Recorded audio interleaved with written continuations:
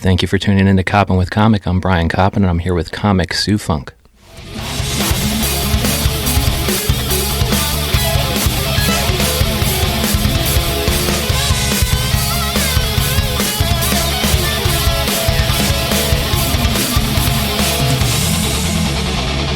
Sue Funke, how the hell are you? I'm good. Oh, good. Now, it's time to first plug where people can find you being hilarious in New York City, and also where they can find you online if they're somewhere else. You can find me every fourth Wednesday at 7:30 at QED at Happy Place Comedy, which I host with Katie Compa. Okay, now what kind of show is that? It's a straight stand-up show, but we also have musical comedy to kick it off with Sean Hollenbach. He has some amazing videos on YouTube that people might know, like Don't Get Drunk at the Holiday Party, or no, Don't Get Wasted at the Holiday Party. Something everybody should watch, right? Yeah, and Double Filter Face, which is with drag queen Shea Coulee from RuPaul's Drag Race. Yeah. So it's a pretty kind of, if anybody wants just a hilarious time, they come to your show, which is Happy Place, and they can see all that. Yeah. All that in one show. Yeah. And like that's why it's been running forever, right? Like this has just been going on for... Yeah, I think it's like as long as QED's pretty much been around. Which is it decades now or like years and years? Years and years. Oh my Lord. Yeah. That's a heady distinction. Yes. So good. And then what else do you have going on kind of online if people are not in the New York City area and they can't take advantage of Happy Place every fourth Wednesday? Yes. Then at 7:30. And that's a new day, right? It used to be. Okay. It used to be Thursdays. So we're excited for the earlier time because it's exciting to get to bed early. Yeah.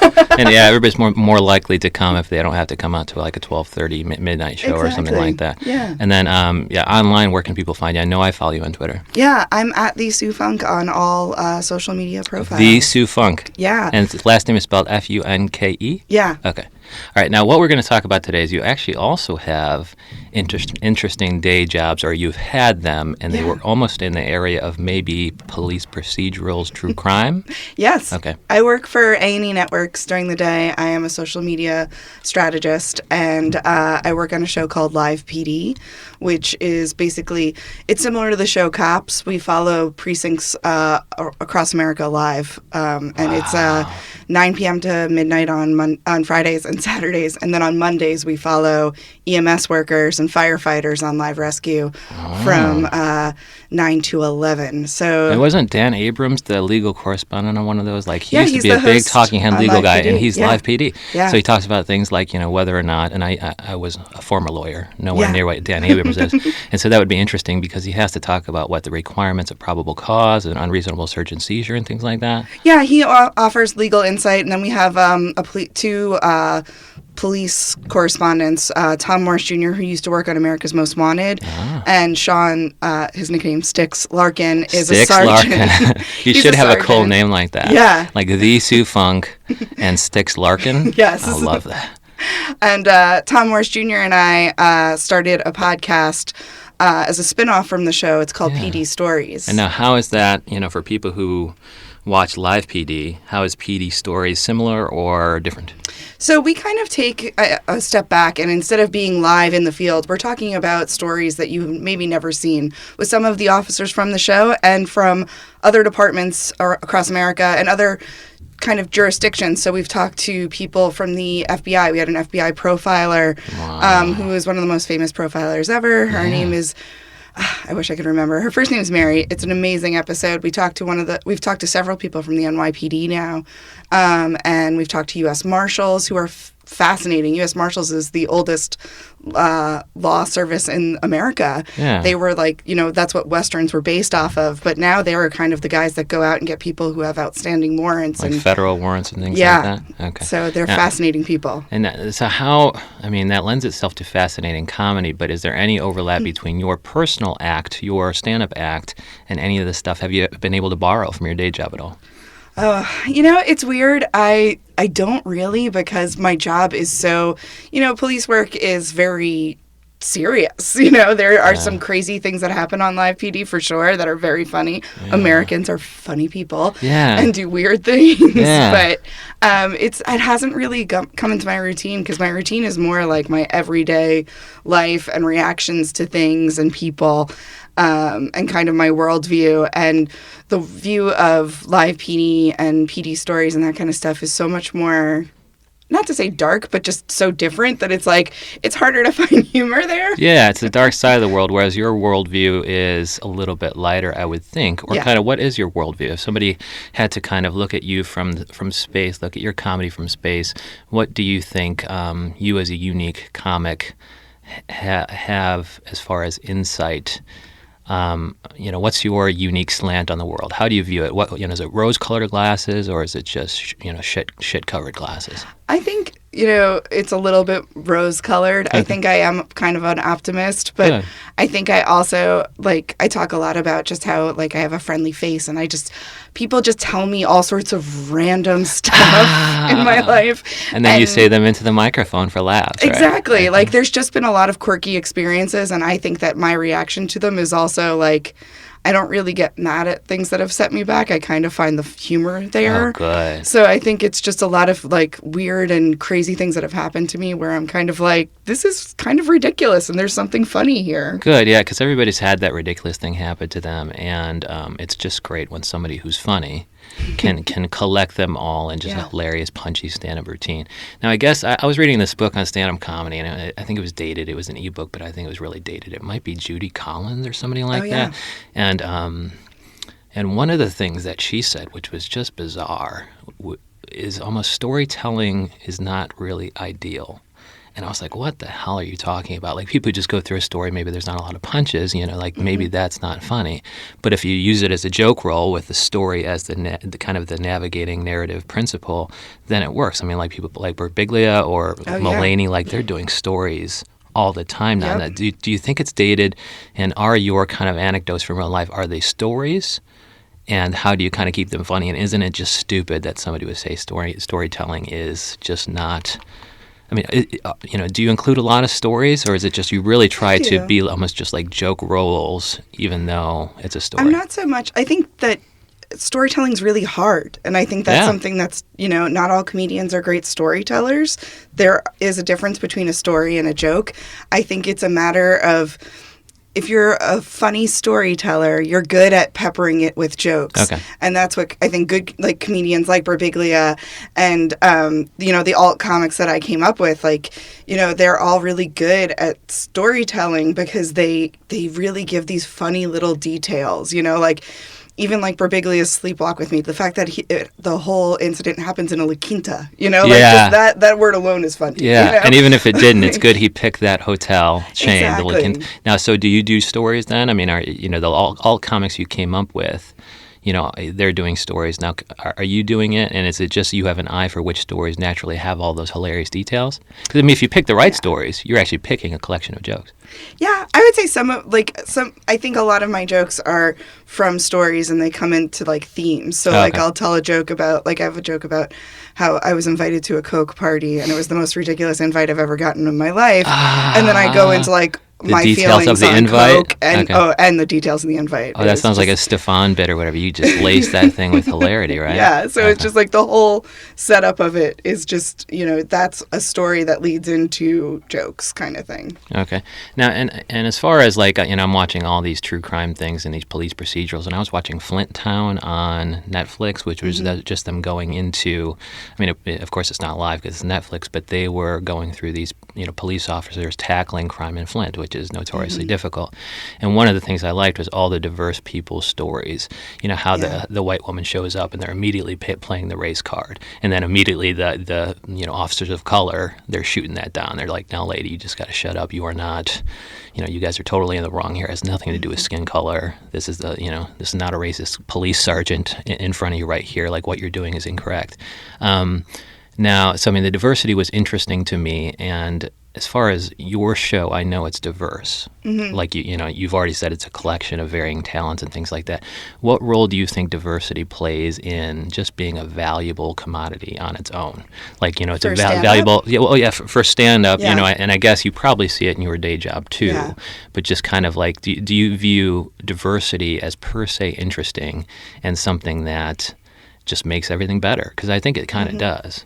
I think a lot of lineups are white males. I think it's been shown time and time again. Has there been any studies on that? Yeah. There must have been. I think it's just kind of the way America can be sometimes. Right. But something that, and I can't take total credit for it. Katie Compa does the booking, and she does an amazing job. But we're always really very, we want to make sure that there's a voice for everybody in the audience. So we're very conscious of when we book, we want to make sure that it's not everybody does the same type of comedy. You don't want to see, that's one of the great things about comedy is the way that it makes you feel connected to people. Yeah. And if every single comedian kind of has the same viewpoint, and I'm not saying all white males have the same comedic viewpoint, but I think when you have someone from the same socioeconomical class over and over and over on the stage, you're going to get a similar perspective. Yeah. So what we try and do is just give everybody different perspectives. So no matter who you are in our audience, I mean, we're in Queens. This is one of the most diverse places in the world. Like, we want everybody to feel welcome here and to be like, oh, yeah, no, that's exactly like my family, or that's exactly like my boss, or I have that kind of feeling when I go into the store. That kind of thing, I think, is something just really important for comedy in general, being able to share that with any sort of, somebody who's more diverse, who has a background that's diverse from my own. Mm-hmm. If I were to hear that they're kind of having some of the same experiences or altogether different experiences, I'm like, well, oh, that's awesome. That's super interesting. I didn't know that. I didn't know that there's people walking next to me on the street who just having a diametrically opposed experience to me. It's like when you're hearing about all these, you're starting to see cell phone camera videos of just policing gone wrong. And you're like, I didn't know that people have such a different experience. But just even with comics, it's like, I think white males might get on the mic most because males think we're hilarious. That might be a male-female thing. That's a common thing, yes. And you kind of notice that, and interacting with these people on your bill just personally, kind of what's been your experience, without throwing anybody under the bus, what's been your experience working with, men and women, and how they, any insecurity with women, as the big, women aren't funny, and of course, and Bill Burr was like, of course they're hilarious. I mean, women are just hilarious. Eliza's one of the funnier people. I feel like it's an antiquated thought now. Okay. I think we've just proven that wrong. I mean, I think if anybody's been in the comedy business, women are really the gatekeepers to comedy. I think Cambry was just talking about this, and I took that sentence from her, Cambry Cruz, who runs QED. I mean, for so long, women have been the people who produce and run comedy, not just shows, but also clubs. Right. And there are a lot of, bookers on like late night are females. Okay. So I do think that like women might not have been known for their humor because women weren't always allowed to speak. But I think that women have always been a great judge of humor. Right. And I think that, it's just so funny when I like think about anybody saying that, because most of my friends are female comedians, and when I get around them, I laugh so hard. Yeah. It's such a treat, and I just think that it's crazy to think that, like, just because we have a uterus, I mean, we have to bleed for a week every month. How do you not find humor? You got to. You have to. I would not believe that. Like, I'm all taking pride in my ability to just do the normal man things, but to also have that female thing one whole week. So 25% of your experience from most of your life is just bleeding out the crotch. Funny there. Yeah, and so do we. So now, because the notion is so antiquated that women, of course, women aren't funny. Women aren't funny being just kind of a prevailing narrative or whatever. Are you guys even over any insecurity that was ever there? Because meaning like 50 years ago or 100 years ago or whenever women started getting in comedy, there might have still been a couple, insecure moments among those female comedians. But now is it more you guys just laugh at it? Be a comedian. If you're going on stage and you're a comedian, your insecurity is pretty much just a normal comedian. It doesn't have anything to do with your gender or your race. Like, you're just there. I think there's nothing. I've never gone on stage and been like, oh, they're not going to like me because I'm a woman. They're not going to like me because they might not like my joke. Yeah, that's a bigger thing to worry about. I think that's really, I mean, and it's just thinking about all the hilarious talent in, like Jess Wood, Micah Fox, Katie's hilarious, Katie Compa. I mean, Leah Bonham. I mean, I could go Kendra Cunningham, Katina Correa. Like, there's just And Marina Franklin recently did a pretty good one that I liked. But even, Ellen's recent one was great. All of Eliza's were great. I mean, even Nikki Glazer. Yeah. She's a little bit of a misdirection comic, but one of her, I think her recent stand-up special, not the Degenerates one, but the Netflix one, I was like, man, she's really doing well. Like, I don't like, her sex jokes are fine, but, in the form of misdirection that you don't believe the punchline, like, so I had sex, I was, here's this thing with this bum, the street person, blah, blah. Oh, and then I had sex with him. It's like, I don't know if you did, because your last joke was being in a serious relationship or something like that. But it's good, yeah. So as far as from your point of view, of course, there's no insecurity beyond the, will they laugh at my jokes? But even as a troupe of women, female comedians, you probably are just laughing at any notion that there's any dude on the scene who's funnier than you guys. Well, I don't think it's like a funnier. Like, I think there's no real, like, oh, this person's the funniest and this person's funny. Like, I think that to do comedy in general is ballsy, for lack of a better term. But I think, there's no like, oh, he's better than I'm better. That's the great thing about stand-up. It's a game against yourself. Yeah. You aren't. I think most stand-ups are. Like, part of being a stand-up sometimes is like cutting yourself without the blood, like it's so, you are really putting yourself out there and being so vulnerable that I never think of myself as like, I'm better than him or her. It's like, I want to be better than my last set. I want to make everybody feel so great out of that room that everyone's laughing and their sides hurt and we're feeling good, like, it's not a competitive sport, like, I think that's one of the great things about stand-up that sets it apart from like improv or sketch is that it's really you against you and how strong you can be out there on the stage. So it's almost like a personal best. It's almost like a runner thing where you're like, I might not win this marathon, but I still have beat myself, the same time last year. Absolutely. At New York, my personal best now is making this whole room full of people laugh. Now, if I want to laugh my ass off, I'm going to come to Happy Place, QED. Happy Place Comedy. The QED. Fourth Wednesday of every month, or is it the third? The fourth Wednesday. So that's coming up on January 22nd? Yeah, let's see if our calendar brain is correct. Okay. And then do you know who's going to be on this upcoming show? I should, but I forgot. I would have been a much better producer. But I know that it's going to be Katie Kampa, Sean Hollenbach, and myself. Okay. And then a bunch of other great comedians that are going to have you guys having a great time. Good. I can't wait to see it. Thank you so much for coming in, Sue Funk. Thank you. Okay.